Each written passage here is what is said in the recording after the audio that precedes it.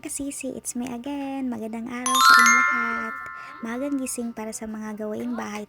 Tapos na akong maglaba. Luto, linis, pagdilig ng halaman, at pagtiklop ng labahin.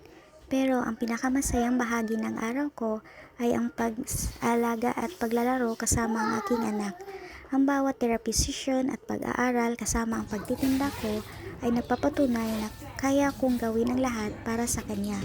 Kailangan lang ng time management at ang pinakamahalaga ang puso. Hello guys! Siya ang aming anak na si Lance Harvey Inot Pailoses at siya ang nagtuturo sa amin kung gaano kaganda ang mundo sa iba't ibang pananaw. Ang anak ko ay may autism pero hindi iyon ang buong pagkatao niya. Ipinagmamalaki ko ang anak ko na sa autism spectrum. Iba man ang kanyang mundo, napakabuti naman ang puso niya.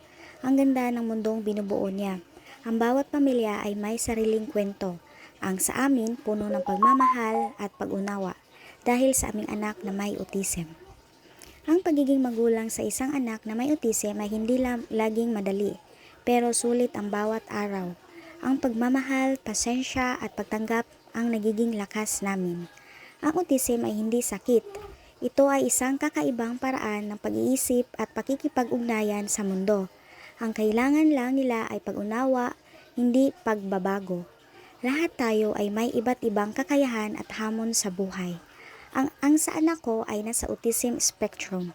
Magtulungan tayo na magmawa ng mas magiliw na mundo para sa kanila. Sa lahat ng kapwa magulang na may anak na may autism, hindi kaya nag-iisa, mas matibay tayo kaysa sa inakala natin.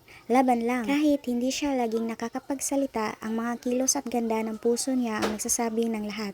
Siya ang pinakamalaking inspirasyon namin. Ang autism ay hindi balakid. Ito ay daan tungo sa mas malalim na pag-unawa at pagmamahal.